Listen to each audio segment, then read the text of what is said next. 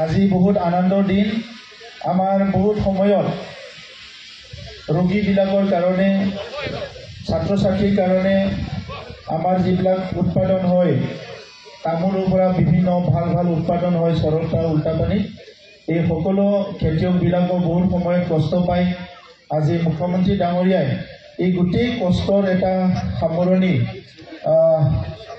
সামৰণি মাৰিবলৈ আহিছে আৰু ৰাস্তাটো নিৰ্মাণ কৰিবলৈ কাৰণে আজি ঘোষণা কৰিব। তো মই সকলোকে ধন্যবাদ জনাইছোঁ, আপোনালোকে আহিছে।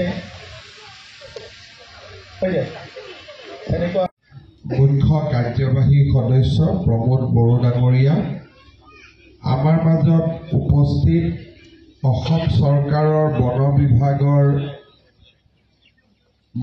অতিৰিক্ত মুখ্য সচিব শ্ৰী যাদৱ ডাঙৰীয়া, আমাৰ মাজত উপস্থিত BPRৰ EM সজল সিং ডাঙৰীয়া, UPPLৰ GS ৰাজু নাৰ্জাৰী ডাঙৰীয়া, আমাৰ মাজত উপস্থিত বিজেপিৰ জিলা সভাপতি কবিতা বসুমতাৰী ডাঙৰীয়ানী আৰু আমাৰ উপস্থিত ৰাইজ।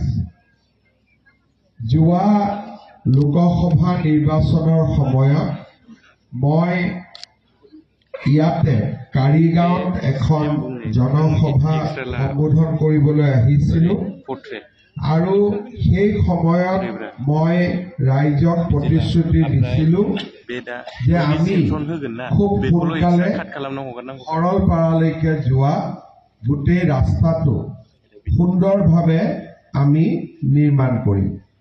আজি মই আপোনালোকক জনাবলৈ পাই ভাল পাইছোঁ যে বিষ্ণুৰীৰ পৰা সৰলপাৰালৈ এই গোটেই ৰাস্তাটো বনাবৰ বাবে আমাৰ লোক নিৰ্মাণ বিভাগে ২৭ কোটি টকা খৰচ কৰি এই ৰাস্তাটো পুনৰ নিৰ্মাণ কৰিব। এই ৰাস্তাটো নিৰ্মাণ কৰিবলৈ যাওঁতে আৰু যদি অতিৰিক্ত পুঁজিৰ প্ৰয়োজন হয়, তাৰ বাবেও অসম চৰকাৰে যাৱতীয় ব্যৱস্থা গ্ৰহণ কৰিব। মই আজি BPRৰ মুখ্য কাৰ্যবাহী সদস্য ডাঙৰীয়াৰ লগত ইতিমধ্যে নিৰ্মাণ কৰা বা ইতিমধ্যে আমি বনোৱা এষ্টিমেটটো আলোচনা কৰিম আৰু যদি ৰাস্তাটো সুন্দৰ কৰি বনাব লাগে সেইখিনিও আমি কৰি দিব পাৰিম। বৰ্তমান পৰ্যায়ত আমি আশা কৰিছোঁ যে অহা ১.৫ বছৰৰ পৰা ১২ মাহৰ পৰা ১৮ মাহৰ ভিতৰত সৰলপাৰালৈকে যাতায়াত একেবাৰে সহজ হৈ যাব আৰু আপোনালোকৰ তাত আহি ৰাস্তাটো শেষ হোৱাৰ পিছত এদিন আপোনালোকৰ তাতে আহি ভাত পানী খায়ো আমি একেলগে অলপ সময়ো আমি নিশ্চয় খৰচ কৰিম। মই পুনৰবাৰ আপোনালোক সকলোকে ধন্যবাদ জনাইছোঁ আৰু ৰাস্তাটোৰ বনাওঁতে ভাল হৈছে বেয়া হৈছে কিবা অসুবিধা হ'লে আপোনালোকে মোক জনাই থাকিব। এইখিনিয়ে মই জনাই আজি মই মোৰ সৰু বক্তব্যৰ সামৰণি মাৰিছোঁ। পিছত সৰলপাৰাত গৈ আকৌ আমি মিলিত হ'ম। বহুত বহুত ধন্যবাদ।